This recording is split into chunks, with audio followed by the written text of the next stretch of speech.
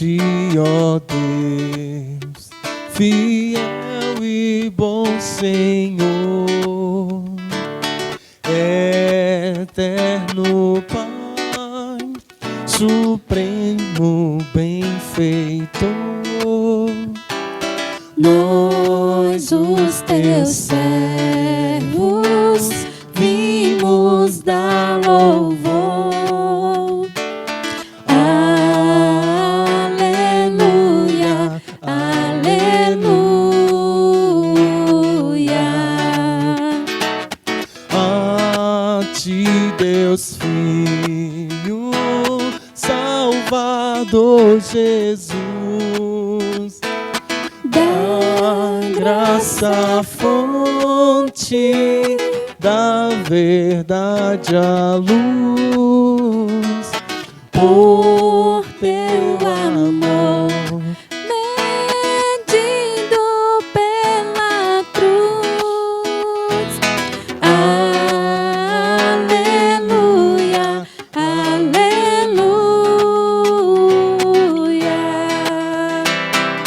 a ti, ó Deus, real Consolador, divino fogo, Santificador, que nos anime, nos acende o amor. Aleluia, aleluia.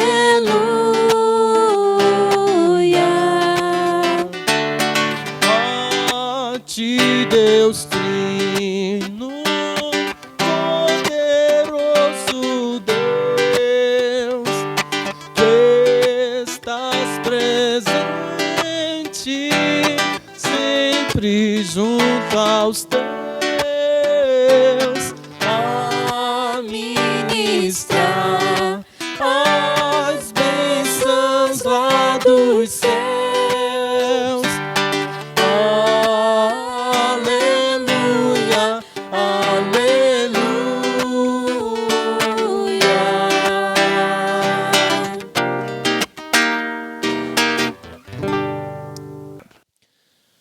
Graça e paz do Senhor Jesus seja abundante na tua casa, no teu lar, na tua vida. Ao Deus Trino, ao único, eterno, soberano, criador, mantenedor de todas as coisas. É ao nome dele que nos prostramos, que nos reunimos para cultuá-lo. Eu lhe convido nesta hora a abrir a sua Bíblia no Salmos de número 99. Este texto fala da grandeza do reino dele, do reino de Deus. E nós estamos convidados a fazer parte deste reino, graças ao amor dele, revelado em Cristo, que morre na cruz, para resgatar a muitos dos seus pecados, transportando-os das trevas para o seu reino de luz. Vejamos o que diz o texto. Salmos 99. O Senhor reina. Tremam os povos. Ele está entronizado sobre os querubins. Estremeça a terra. O Senhor é grande em Sião, exaltado acima de todos os povos. Louvem teu grande e tremendo nome, pois tu és santo. Louvem teu grande e tremendo nome, pois tu és santo. É o que diz o verso 3. Ele é santo. Ele é o rei soberano sobre toda a criação. É a ele que devemos tributar toda a honra, glória e louvor. Nós vamos nesta hora ser conduzidos em oração por uma de nossas crianças, um dos pequenos que tem tido o privilégio neste mês de honrar ao Senhor com orações, falando a Ele em favor de nossas vidas. Curve sua cabeça e vamos ao Senhor interceder nesta hora. A paz do Senhor, meus irmãos, vamos orar? Papai do céu, muito obrigada pela abertura do culto. Muito obrigada porque o culto vai começar. Que o Senhor abençoe cada pessoa que ouve esse culto. Em nome de Jesus, amém. Glórias a este Deus. Glórias a Jesus. Ele vem e todo olho verá. Toda língua há de confessá-lo. Nós vamos agora a um tempo de adoração, a um tempo de louvor, a um tempo de exaltação a Jesus, nosso Senhor.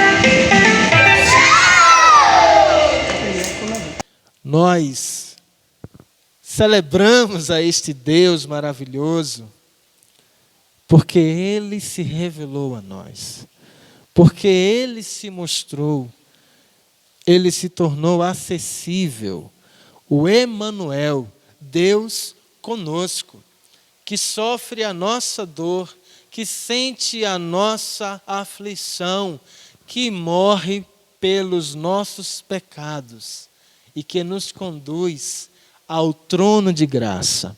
Eu lhe convido a conferir o que está escrito na carta aos Hebreus, capítulo 4, versos 14 ao 16. Vai falar da superioridade de Cristo com relação à antiga aliança e com relação aos sumos sacerdotes. Olha o que diz: portanto, tendo um grande sumo sacerdote, Jesus, o Filho de Deus, que entrou no céu, mantenhamos com firmeza a nossa declaração pública de fé. Porque nós não temos um sumo sacerdote que não possa compadecer-se das nossas fraquezas, mas alguém que, a nossa semelhança, foi tentado em todas as coisas, porém sem pecado. Olha o verso 16, como fecha essa magnífica palavra. Portanto, sabendo que temos este Cristo, este sumo sacerdote, diz o verso 16, aproximemo-nos com confiança do trono da graça, para que recebamos misericórdia e encontremos graça, a fim de sermos socorridos no momento oportuno. Porque Ele é o nosso refúgio e fortaleza, o socorro bem presente na aflição, na angústia. Nós teremos nesta hora a oportunidade de, pelo nome de Jesus, de pela intercessão dEle, pela justiça dEle, nos achegar a este trono, clamando pelas nossas vidas, pela nossa cidade, clamando pela sua família, mas também agradecendo por todas as coisas, dádivas e bênçãos que Ele nos tem dado e que ainda há de dar. Nós vamos orar nesta hora. Curve suas frontes. Bondoso Pai, somos agradecidos pelo privilégio de nos achegar ao Teu trono, de adentrar a Tua presença, na certeza de ser recebido não por quem somos, não pelo que temos, não pela nossa própria justiça, mas pelo Filho, pelo Teu Filho, pelo Teu unigênito, pelo justo, pelo Senhor de nossas vidas, por Jesus. Nós nos achegamos a clamar a Ti misericórdia pelas nossas famílias, misericórdia por esta nação, por esta cidade, por este povo que ainda permanece na condenação, nas trevas. Ah, Deus, alcança-os por Tua graça, traga libertação às suas vidas, transforme as suas mentes, faz com que aqueles que estão agora servindo ao reino das trevas sejam transportados como servos e escravos do Teu reino de luz, testemunhas do Senhor, da Tua grandeza, do Teu amor, da Tua glória. Nós suplicamos pelo Teu socorro também, em favor dos seus, do povo que se chama pelo Teu nome, do povo que está nesta hora enfrentando desafios na sua vida, na sua família, na sua saúde ou na falta dela. Socorre-nos, Pai. Que o Teu Espírito nos faça fortes, firmes, inabaláveis.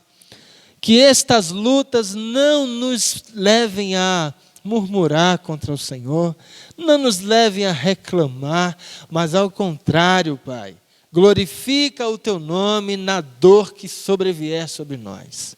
Cumpra o Teu plano, faz a Tua vontade soberana. É o nosso pedido, Pai, porque nada acontece sem a Tua decisão, sem a Tua aprovação. Mas também tem aqueles que não Te conhecem, Pai, e que estão nestas aflições, ou em piores, mas não têm o Senhor. Revela-te a eles por Tua graça, Senhor, salvando-os da perdição eterna. E Tu és o poderoso para socorrer e trazer a cura aos que estão desenganados, aos que ouviram de homens e de mulheres. Não há mais jeito para ele, não há mais solução para ela, não há mais o que ser feito, não há mais para os homens, mas para Ti tudo é possível. Faz a Tua vontade, Pai. manifesta a tua glória segundo o teu querer. Ah, Pai Santo, abençoa o teu servo, Antônio Carlos e a sua família. Dá a ele o refrigério do teu espírito constante. Que a sua mente, Pai bendito, seja totalmente dirigida pelo Senhor.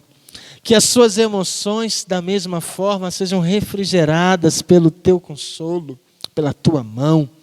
Faça o mesmo com todos os teus servos espalhados nesta terra, que nesta hora sofrem as dores e o peso do pastoreio, o peso emocional de se indispor com pessoas, para conduzi-los a uma vida de piedade, a uma vida de justiça, a uma vida de retidão e santidade pela tua palavra. Dar aos teus servos a coragem de cuidar do teu rebanho como se deve cuidar, Pai. Dar a eles a revelação da tua santa palavra, para que o teu rebanho seja plenamente alimentado pelas tuas letras sagradas. Que o teu Espírito edifique a tua igreja por meio dos teus santos servos. Que as suas famílias sejam abençoadas pelo Senhor. Continuem a ser uma bênção para eles e uma bênção para a tua igreja espalhada nesta terra. Nós somos agradecidos pelo privilégio de ser pastoreado por um homem segundo o teu coração. Que o Senhor o mantenha desta forma. E que o Senhor o guarde da vaidade, do orgulho, da soberba. Guarda-o da queda, Senhor. Guarda-o do mal. Em nome de Jesus, nós somos agradecidos também por esta igreja.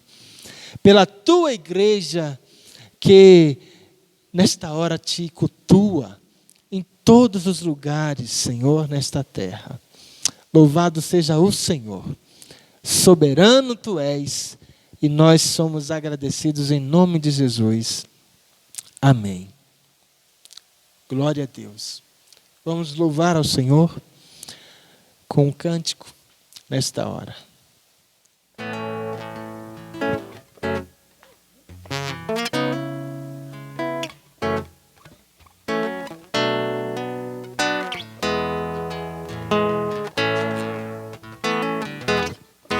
Em fervente oração, vem o teu coração na presença de Deus derramar. Mas só podes fruir o que estás a pedir quando tudo deixares no altar. Quando tudo perante o Senhor estiver e todo teu ser Ele controlar, só então hás de ver que o Senhor tem poder. Quando tudo deixares no altar.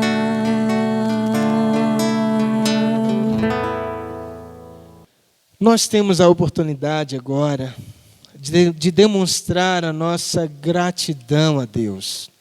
De demonstrar que reconhecemos a soberania dele sobre todas as coisas. É o momento de dedicação de vidas e de bens.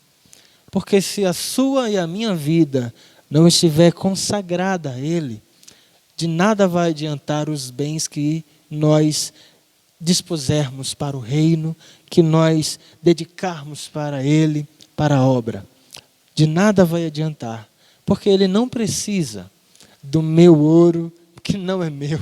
Ele não precisa de nada que há em nossas mãos. Tudo veio dele para as nossas mãos, e em reconhecimento desta grandeza e generosidade dele, nós devolvemos a 10ª parte.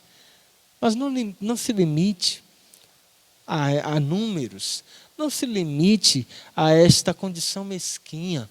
Da mesma forma, não haja assim com as ofertas que você dedicar ao Senhor. Que Deus te dê que Deus nos dê um coração generoso. Segunda carta de Paulo aos Coríntios, capítulo 9, versos 6 e 7, diz assim: mas digo isso, quem pouco semeia, pouco também colherá. Quem semeia com generosidade, também colherá generosamente.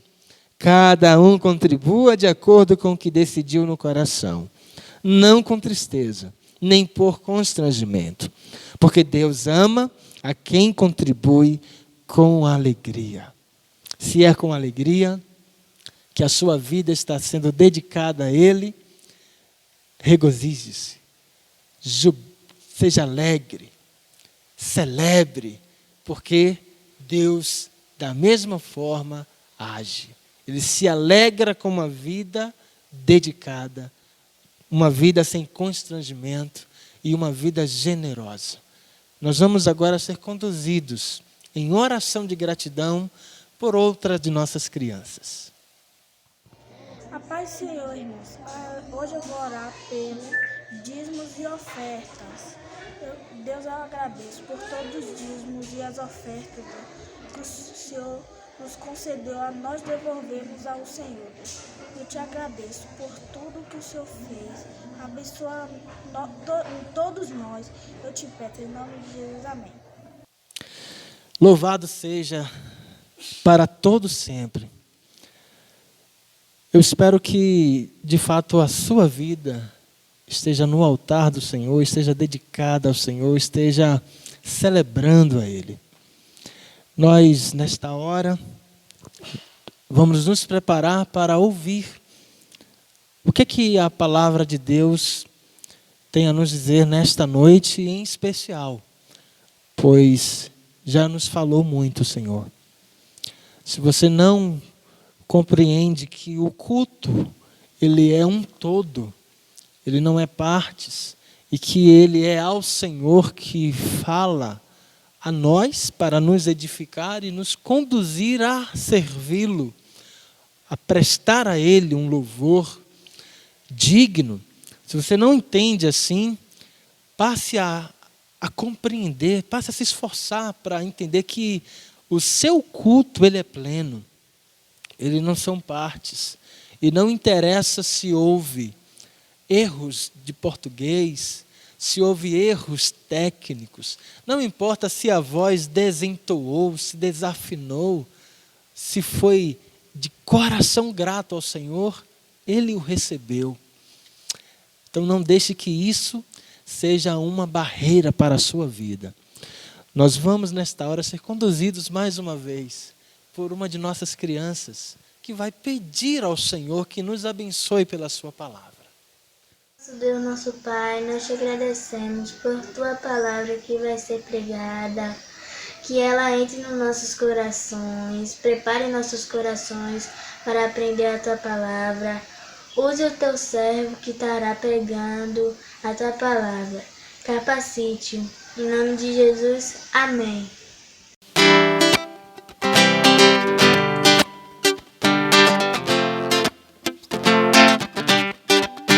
O meu Deus é maior que os meus problemas, eu não temerei. Com Jesus eu vou além, ainda que a figueira não floresça e não haja frutos na videira, eu não temerei não. Sei que para além das nuvens o sol não deixou de brilhar, só porque a terra escureceu. Oh, oh, oh. A minha vida está em Deus, eu sei que tudo posso em Deus. É Ele que me fortalece, eu vou seguir com fé. Oh meu Deus, eu vou para a rocha mais alta que eu sei pra onde vou, como águia vou, nas alturas sou filho de Deus, eu vou seguir com fé. Oh meu Deus, eu vou.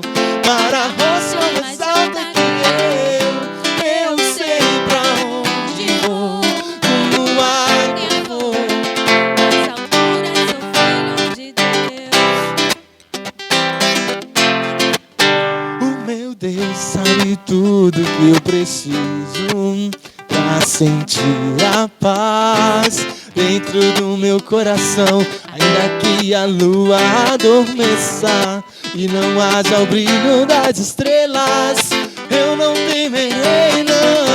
Eu sei que para além das nuvens o sol não deixou de brilhar, só que a terra escureceu. A minha vida está em Deus, eu sei que tudo posso em Deus. É Ele que me fortalece, eu vou seguir com fé. Oh, meu Deus, eu vou para a rocha mais alta que eu sei pra onde vou, como águia vou, nas alturas sou filho de Deus. Eu vou seguir com fé. Oh, meu Deus, eu vou para a rocha mais alta que eu sei pra onde vou, como águia vou, nas alturas sou filho de Deus.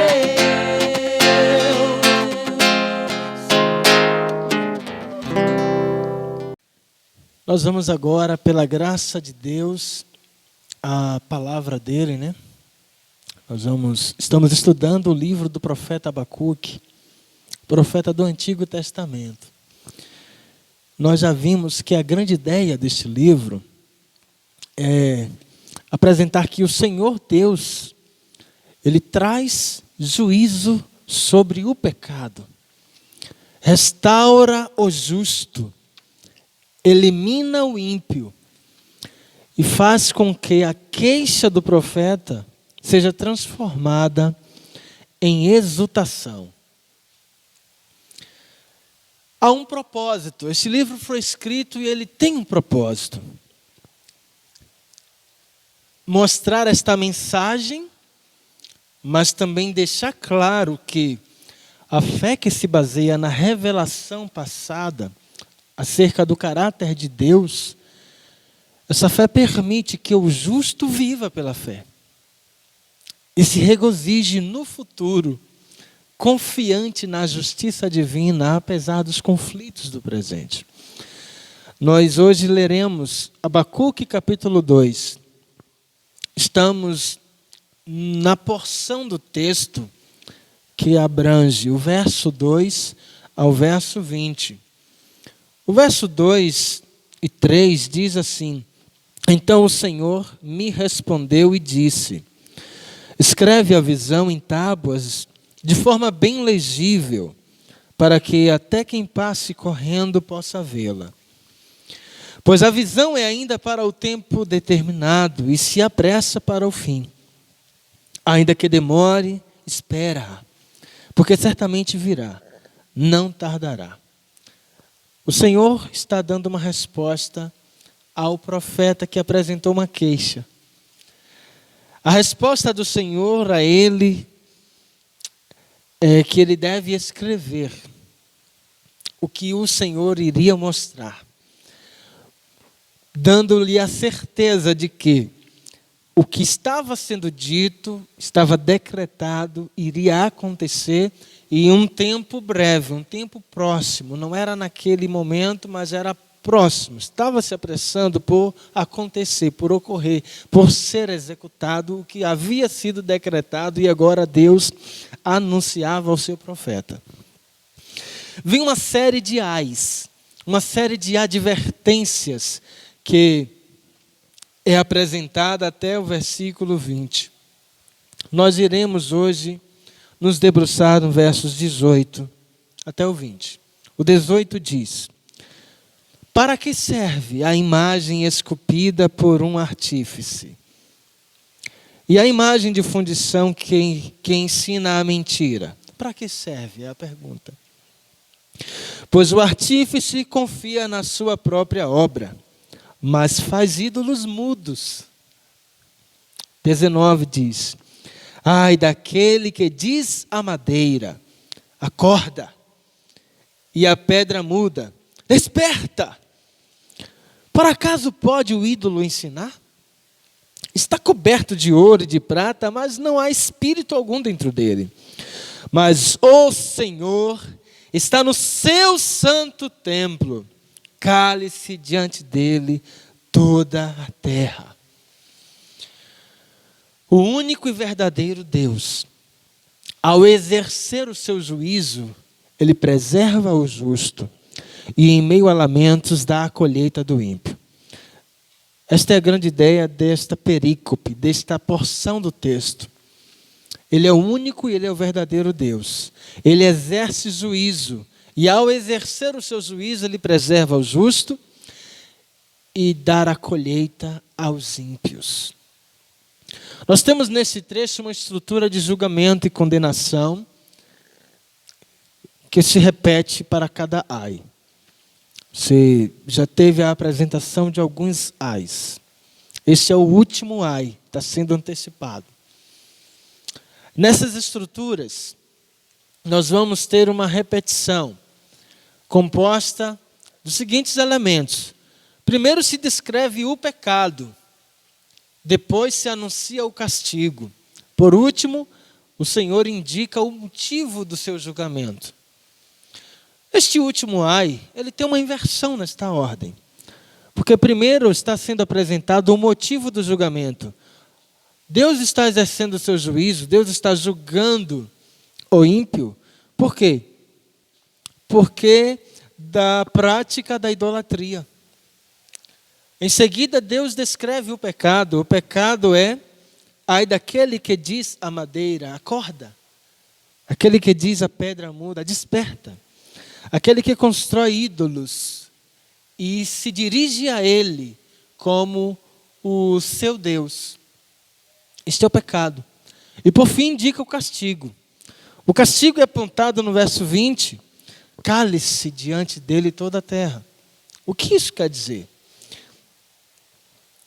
Ai daquele que vai ficar calado naquele grande dia. Não vai ter voz, não vai ser ouvido. O ai, nós a vimos, ele é uma interjeição, ela ocorre na Bíblia 51 vezes. Apenas uma destas vezes não está sendo citada em uma profecia. São informações relevantes. Também lembrar que em 40 das 50 vezes citadas pelos profetas que utilizam essa interjeição, 40 das 50 vezes envolve a advertência negativa, envolve uma ameaça de castigo por parte de Deus sobre os ímpios, que é o caso nesse contexto. Deus está dando uma advertência aos ímpios. Não se trata de uma ameaça emotiva, feita num momento de fúria, de um desequilíbrio emocional humano, não é isso. Também não é uma ameaça circunstanciada, feita por alguém que depende de outras coisas para que ela se cumpra. Não. Também não é uma ameaça feita por alguém que não pode por si mesmo cumpri-la. Esta é uma ameaça que anuncia o decreto divino, que tem uma certeza, vai se cumprir. Da forma como está dito. Ai daquele que. É uma expressão que podemos traduzir de coitado, não tem mais o que fazer. O peso que vem sobre, coitado. Essa é a expressão que está sendo anunciada com o ai. Quem é o coitado aqui descrito? Verso 19. Ai daquele que diz à madeira, acorda, e a pedra muda, desperta. Ai, aqui o coitado é aquele que pratica a idolatria.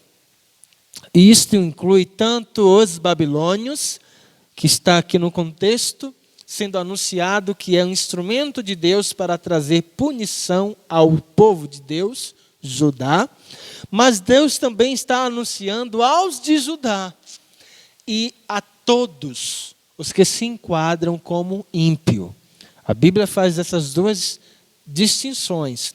Distingue a raça humana, o ser humano, entre justos e ímpios.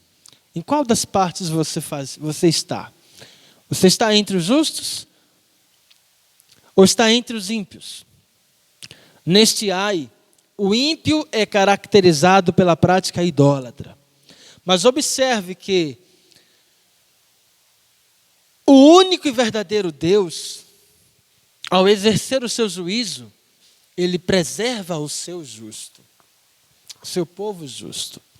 E em meio a lamentos, ele dá a colheita do ímpio. É justamente sobre a colheita do ímpio que recai a ênfase deste texto. E é importante destacarmos, antes de qualquer coisa, o que é idolatria. O motivo, a prática pecaminosa da idolatria. Segundo o dicionário Michaels, é um ato de prestar culto divino a algo ou a alguém. Prestar culto, isso é idolatria. É um amor cego, é uma admiração exagerada. É assim que o dicionário português vai trazer para a gente a definição. O Senhor Deus no Monte Sinai, ele proibiu os israelitas de fabricarem ídolos e de prestarem cultos a eles. Vemos claramente nos primeiros mandamentos que está registrado no livro de Êxodo, capítulo 20, do verso 1 ao verso 6. Abra sua Bíblia, confira.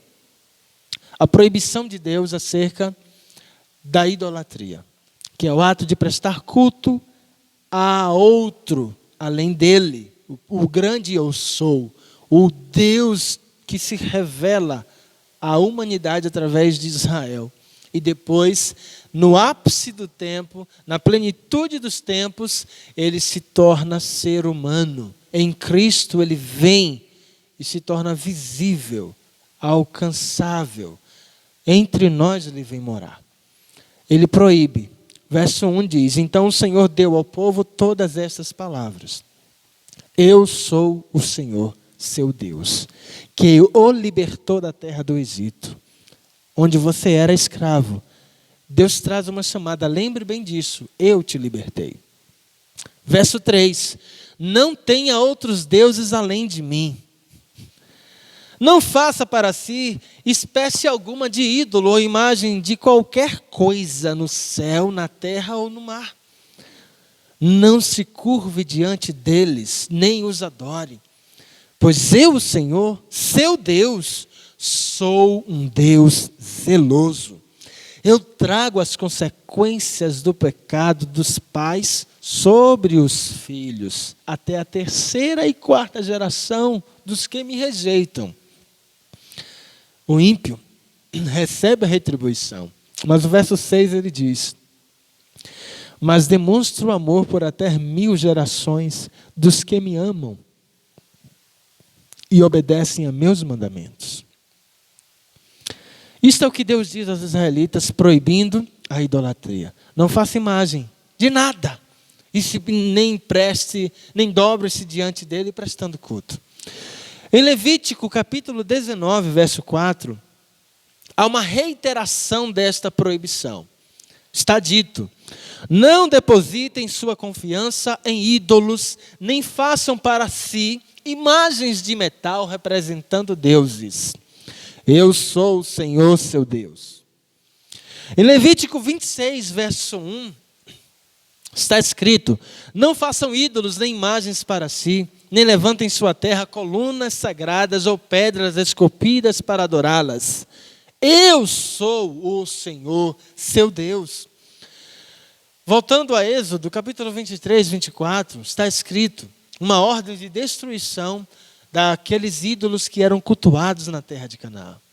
Está escrito: não adorem seus deuses, nem os sirvam de maneira alguma, nem sequer imitem as suas práticas. Antes, destruam-nas completamente e despedacem suas colunas sagradas. Esta é a ordem de Deus para os israelitas. Não façam para si, e a terra onde você vai entrar tem um povo que fizeram imagens, postes, destrua tudo aquilo. Não se associe a eles nas práticas que eles fazem nesta adoração a deuses estranhos, que não são deuses, a ídolos. Deus ordena a destruição. Em Números capítulo 23, capítulo 33, verso 52, ele reitera essa ordem. Expulsem todos os povos que vivem ali. Destruam todas as imagens esculpidas ou fundidas e derrubem todos os santuários idólatras. Avançando para Deuteronômio, capítulo 4, verso 15, Moisés alerta o povo dizendo: tenham muito cuidado. No dia em que o Senhor lhes falou do meio do fogo, no Monte Sinai, vocês não viram forma alguma. Portanto, não se corrompam fazendo ídolos, de qualquer forma, seja de homem ou de mulher, de animal terrestre, de ave no céu, de animal que rasteja pelo chão ou de peixe das profundezas do mar. E quando olharem para o céu e virem o sol, a lua e as estrelas, todo o exército do céu, não caiam na tentação de prostrar-se diante deles e adorá-los. O Senhor, seu Deus, os deu a todos os povos da terra. O povo de Deus estava ciente dessas proibições, irmãos, ouvintes. Eles estavam cientes que era uma abominação a idolatria. Eles não tinham desculpas para imitar os atos idólatras das nações. Não tinham. Aquele povo, continuamente se alertava que o único e verdadeiro Deus exerce seu juízo, preserva o justo e em meio a lamentos ele dá a colheita do ímpio. Eles sabiam disso. Através do profeta Isaías, o Senhor Deus apresenta a sua supremacia para o seu povo. Apresenta a sua incomparabilidade. Eu lhe convido a abrir Isaías capítulo 44. Ele também trata da sua exclusividade. E neste mesmo texto ele apresenta a inutilidade dos ímpios, dos ídolos. Os ídolos são inúteis. Capítulo 44, do verso 6 ao 20 diz: assim diz o Senhor, Rei de Israel, seu Redentor, o Senhor dos exércitos. Olha o que ele diz: eu sou o primeiro e sou o último, e além de mim não há Deus. Ele é único, além dele não existe. Verso 7, quem é como eu, diz o Senhor, que o proclame e o exponha diante de mim? É um desafio. Quem é como eu? Quem tem anunciado desde os tempos antigos as coisas futuras? Que nos anuncie o que ainda acontecerá. Não vos assusteis nem temais. Por acaso não vos declarei há muito tempo? Não vos anunciei? Sois as minhas testemunhas, diz o Senhor. Por acaso há outro Deus além de mim? Não, não há rocha, não conheço nenhuma. Todos os que fazem imagens esculpidas não são nada. Os seus objetos mais preciosos não têm valor nenhum. Suas próprias testemunhas não veem nada, nem entendem para a sua própria vergonha. Quem forma um Deus e funde uma imagem de escultura que não serve para nada? Todos os seus seguidores passarão vergonha, pois os artesãos são apenas homens. Ajuntem-se todos e se apresentem. Fiquem aterrorizados e sejam todos envergonhados. O ferreiro faz o machado, trabalha nas brasas, forma-o com martelo, forja com seu braço forte. Ele tem fome, ele falta força, não bebe água e se enfraquece. O carpinteiro, ele estende a régua sobre um pedaço de madeira e esboça um Deus com lápis, dá-lhe forma com formões e o marca com compasso. Finalmente, dá-lhe a forma de um homem conforme a sua beleza para colocá-lo num santuário.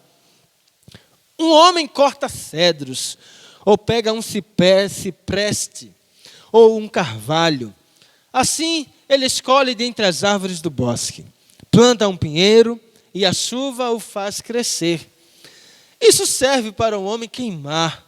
Ele toma uma parte da madeira e com ela se aquece. Ele acende um fogo e assa o pão. Ele também faz um Deus e se prostra diante dele. Fabrica uma imagem de escultura e se ajoelha diante dela. Ele queima a metade no fogo e com isso prepara a carne para comer. Faz um assado e dele se farta. Depois se aquece e diz: já me aqueci, já experimentei o fogo. Então, com o resto, ele faz um Deus para si, uma imagem de escultura, ajoelha-se diante dela, prostra-se e dirige-lhe a sua súplica, dizendo: livra-me, porque tu és o meu Deus. Nada sabem nem entendem, porque os seus olhos foram fechados para que não vejam, e o coração para que não entendam. Nenhum deles pensa, não tem conhecimento nem entendimento para dizer: queimei metade no fogo, assei pão sobre as brasas, fiz um assado e dele comi. Faria eu do resto uma abominação? Eu me ajoelharia diante do pedaço de uma árvore? Ele se alimenta de cinza. O seu coração enganado o desviou, de maneira que ele não pode livrar a sua alma e nem dizer: não é mentira isto que está na minha mão direita? Deus apresenta a sua supremacia e da mesma forma confronta a inutilidade dos ídolos. Olhe como ele é direto. Dos versos 9 ao 20, apresenta-se a indignação em contemplar a cegueira do ser humano, que da mesma madeira que ele pega uma parte para preparar o alimento e se aquecer, a outra parte ele leva e elabora e produz um ídolo que para nada serve, um ídolo a quem ele passa a cultuar e devotar a confiança. É por isso que quem age desta forma, nada sabem e nada entendem. É o que diz o verso 18. Agora a pergunta é: quem foi que fechou os olhos dessas pessoas para agirem assim? Quem é que os encerra no engano?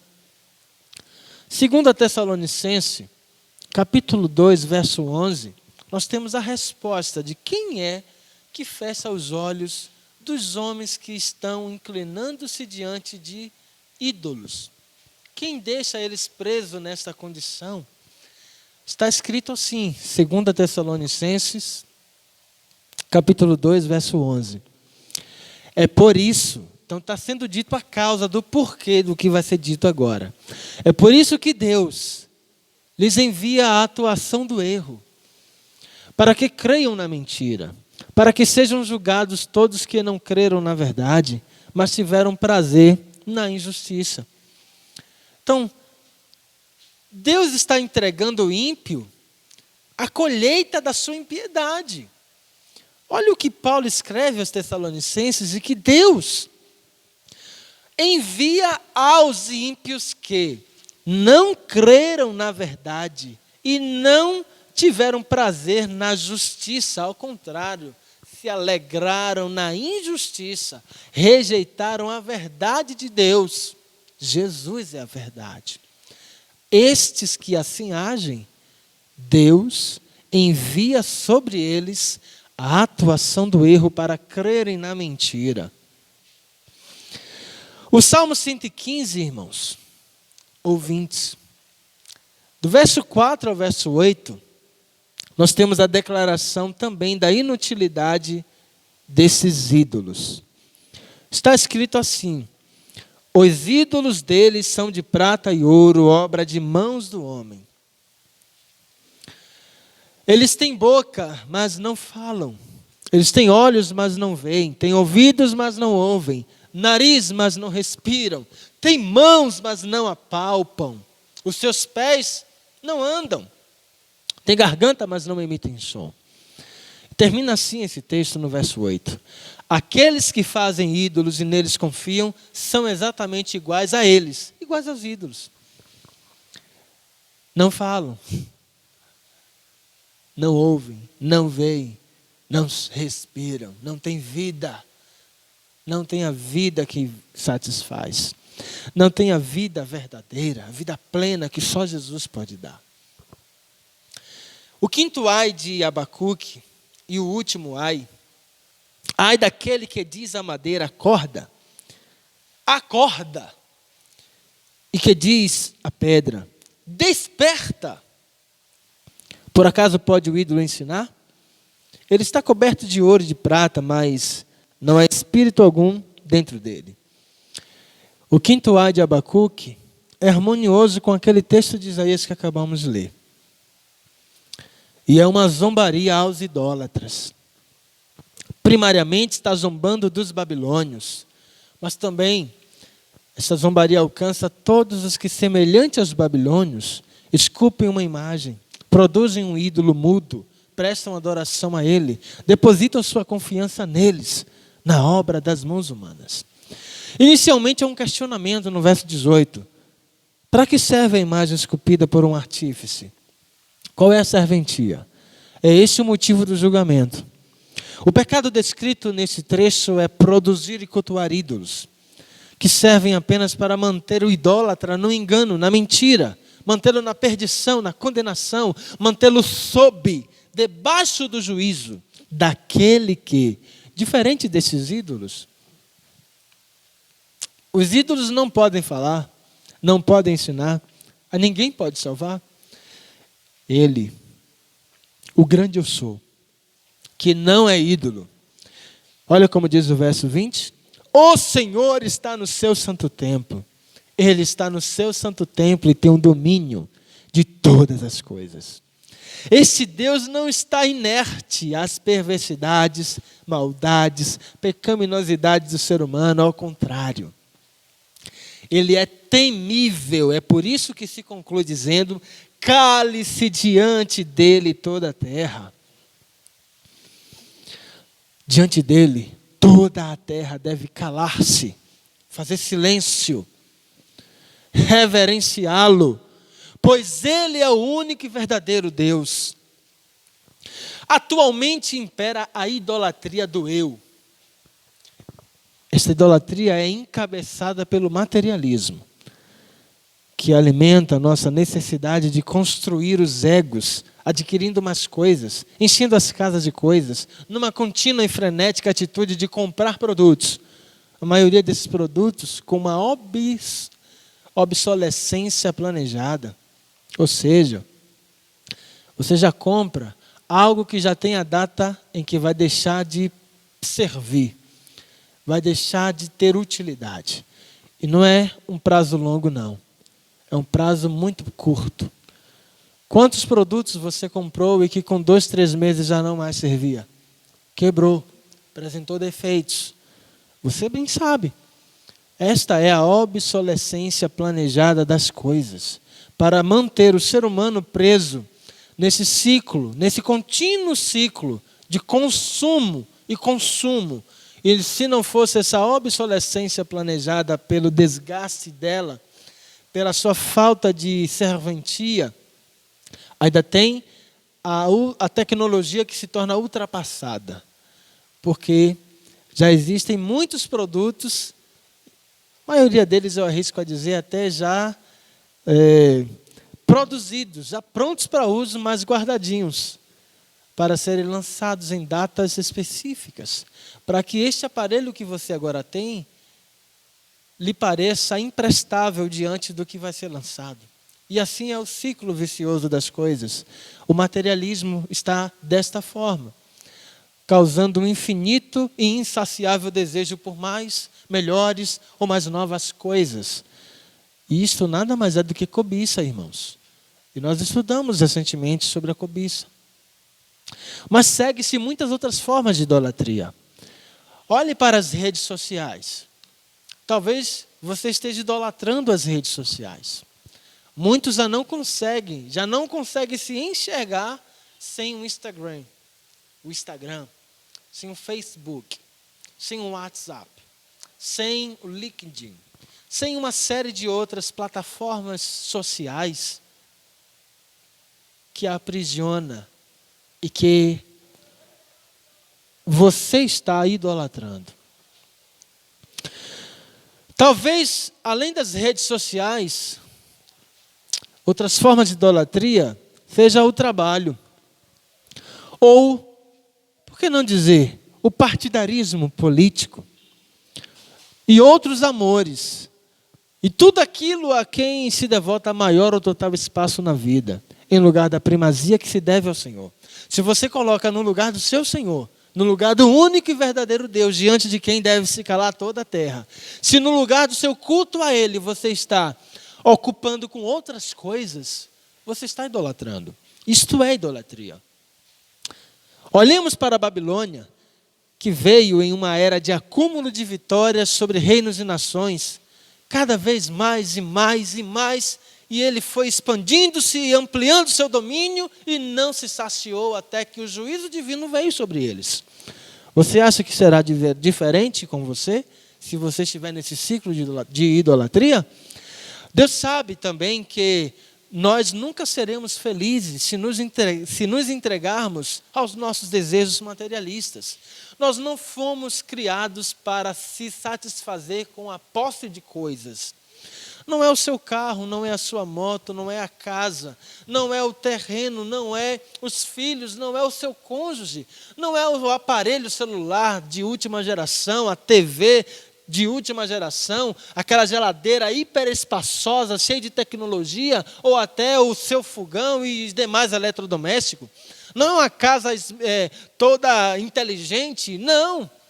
Nós não fomos criados para ter satisfação nessas coisas. E não temos. Você está enganado se acha que está satisfeito com o que tem. Porque, como disse, o materialismo é planejado nos mínimos detalhes para lhe fazer deixar de estar satisfeito com o que está nas suas mãos. Para que você deseje e se esforce para adquirir o que ainda está sendo lançado e o que virá a ser lançado depois e o depois dele. E assim é o ciclo vicioso do materialismo. A idolatria. Tenha cuidado. Toda idolatria em si mesmo, ela tem em sua essência as três paixões que as Escrituras contestam. Nos alerta para rejeitar, para lutar contra. Nós vemos o apóstolo João, na primeira carta, capítulo 2, verso 16, retomar isto, dizendo, porque tudo que há no mundo, e ele diz, o que há no mundo? A concupiscência da carne, a concupiscência dos olhos e a soberba da vida. Essas coisas que há no mundo não procedem do Pai, mas procedem do mundo. São essas coisas que geram a idolatria. O desejo da carne, o desejo dos olhos e a soberba da vida. Mas os justos rejeitam todas as formas de idolatria. Os justos são preservados pelo eterno Deus de serem dominados por esses desejos desenfreados. Por quê? Porque os justos são levados a reconhecer que ela não é de Deus, que essas coisas não procedem de Deus, mas de Satanás. E os justos são levados a entender que o único e verdadeiro Deus que os preserva do juízo, quando Ele exerce o seu juízo, dará a colheita do ímpio, mas irá preservá-lo. Esta é a esperança do justo. Esta é a esperança que temos em Cristo. Os ídolos não servem para nada. Não servem para nada. O questionamento do Senhor ao profeta é levá-lo a uma resposta... É uma pergunta retórica. A resposta já está clara. Para que servem os ídolos? Esculpido por um artífice. A resposta é para nada, não tem serventia. Então por que os homens se entregam a todo tipo de idolatria das coisas por ele criadas? O justo não faz isso.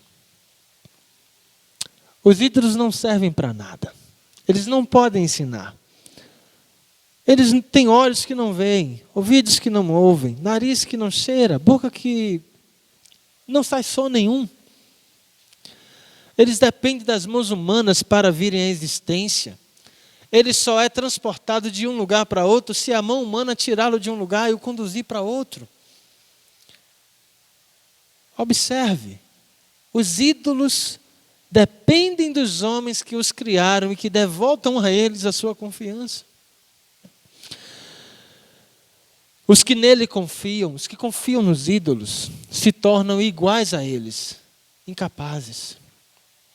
Eles são envergonhados, são ridicularizados e sofrerão, já sofrem desde agora, mas já há um severo juízo decretado sobre eles. Mas o Senhor Deus, Ele está no seu santo templo. Por isso, cale-se diante dele toda a terra. Enquanto nada podem fazer os ídolos em favor daqueles que eles fabricam e devotam confiança, o Senhor, o Todo-Poderoso, Ele demanda a sua existência, impõe a todos os habitantes da terra que se calem diante dele.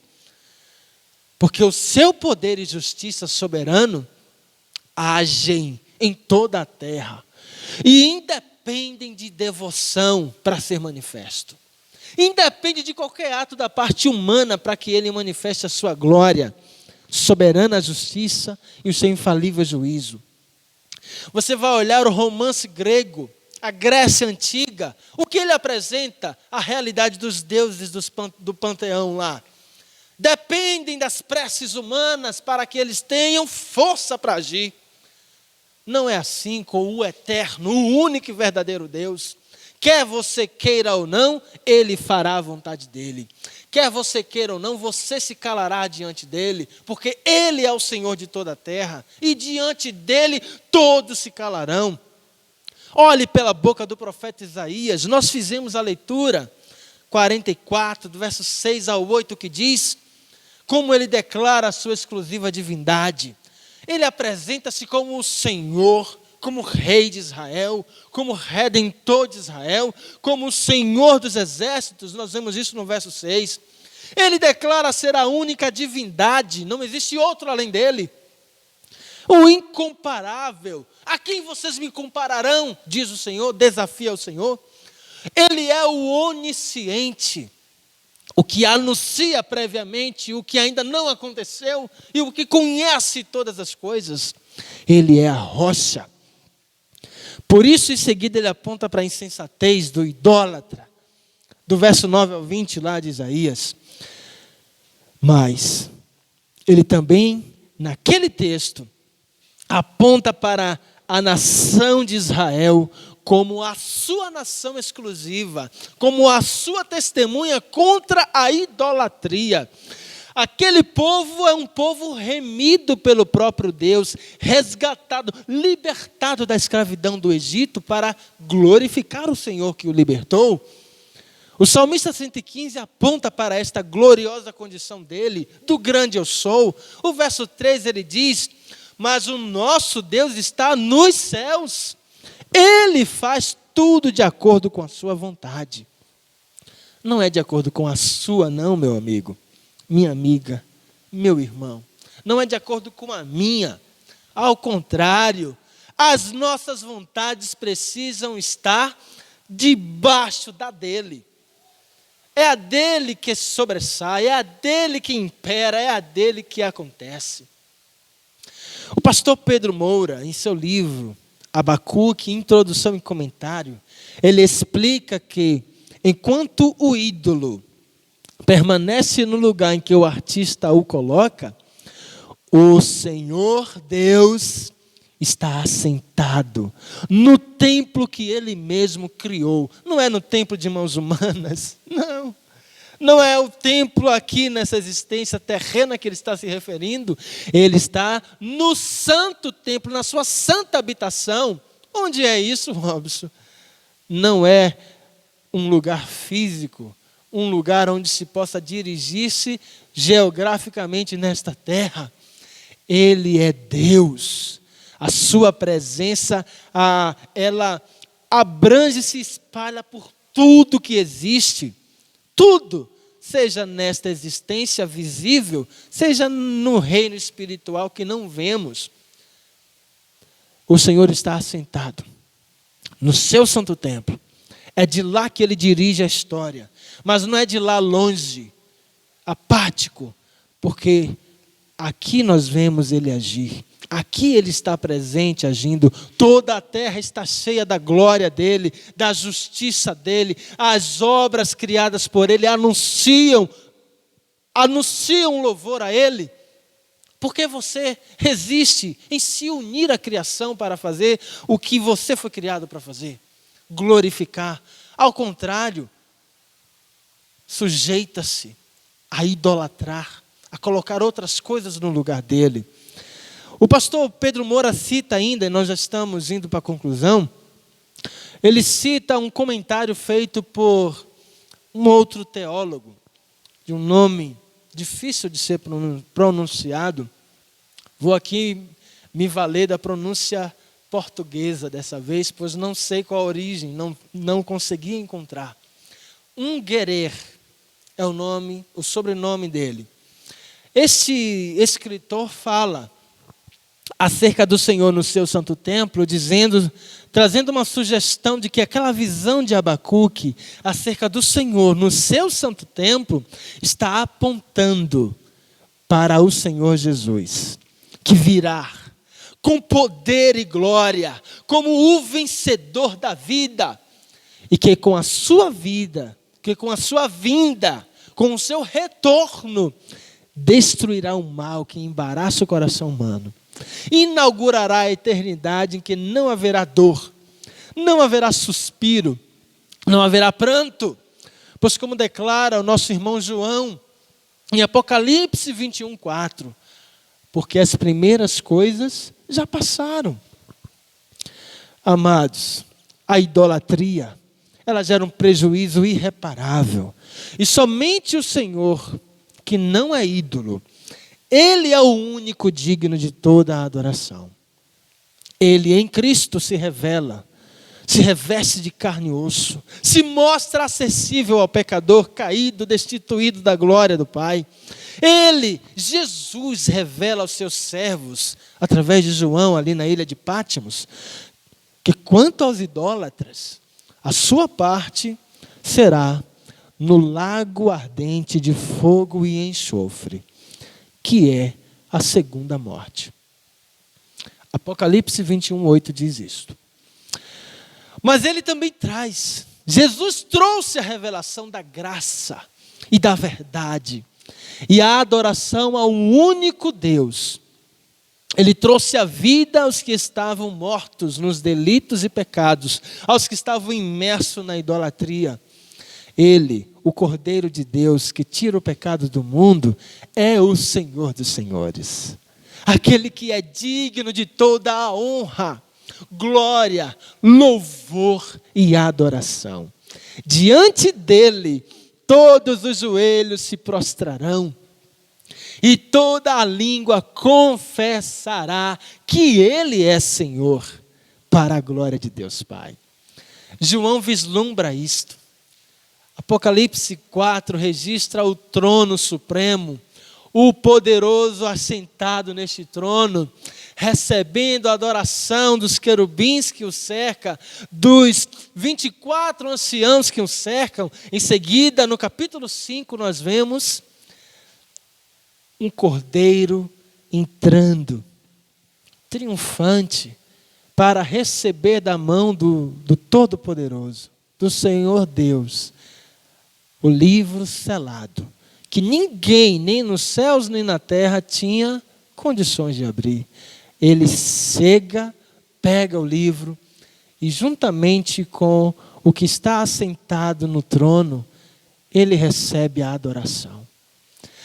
Aparece uma multidão, uma milícia de anjos que se prostram e declaram louvor a ele. Os 24 anciãos da mesma forma se levantam, retiram suas coroas, prostram-se e colocam em ato de honra a ele, declarando um cântico magnífico.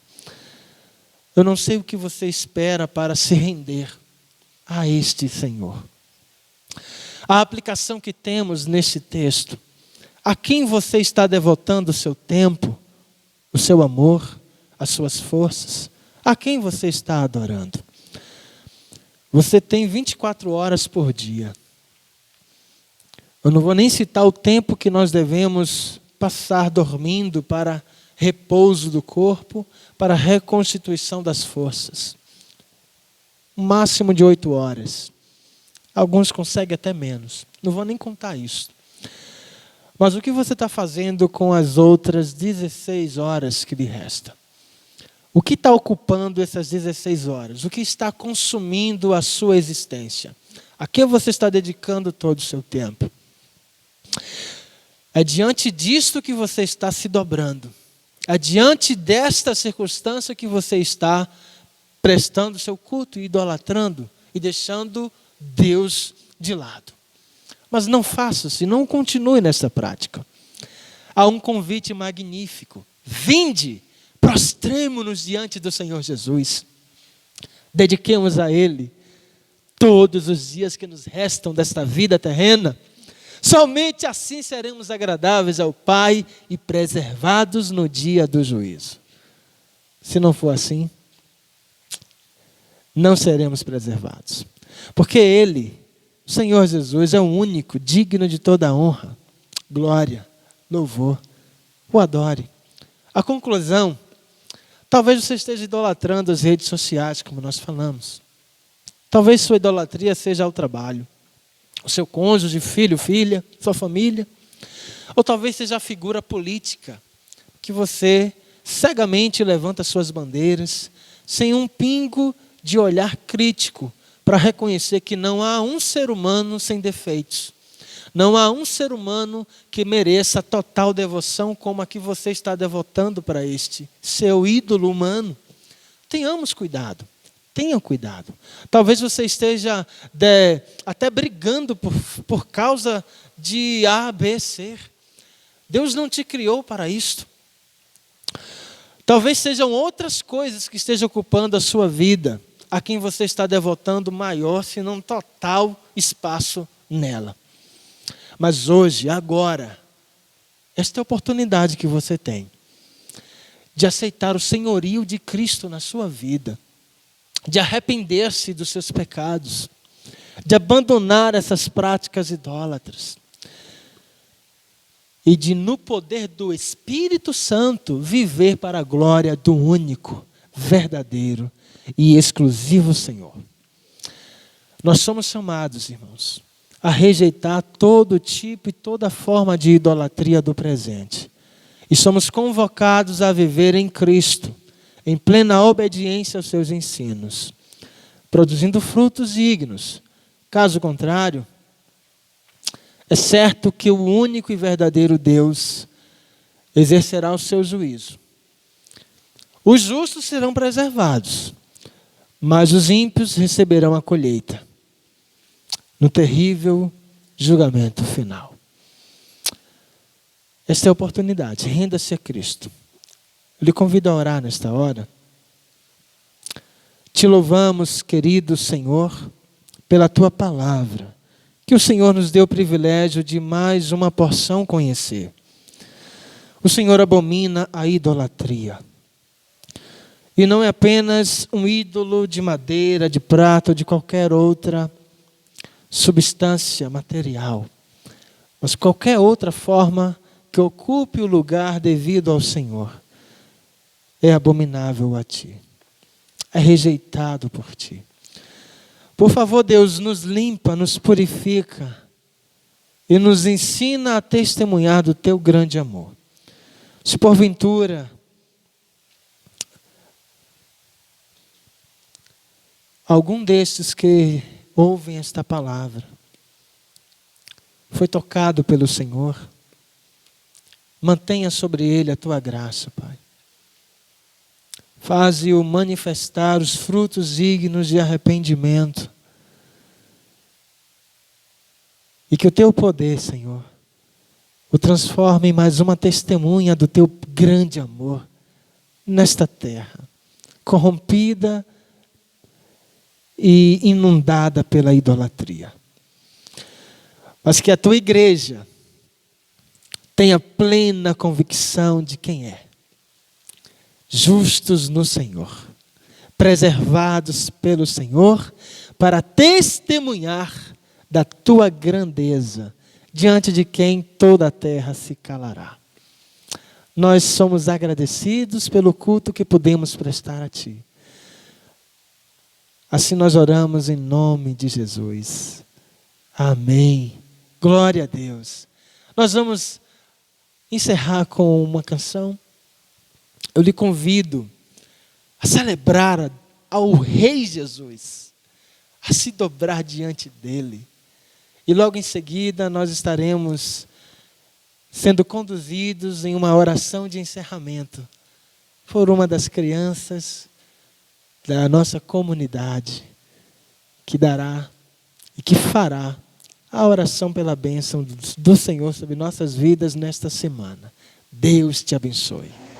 Todo culto, em nome de Jesus, amém. Papai do céu, eu quero te agradecer pela minha família, pela minha igreja e por tudo que o Senhor tem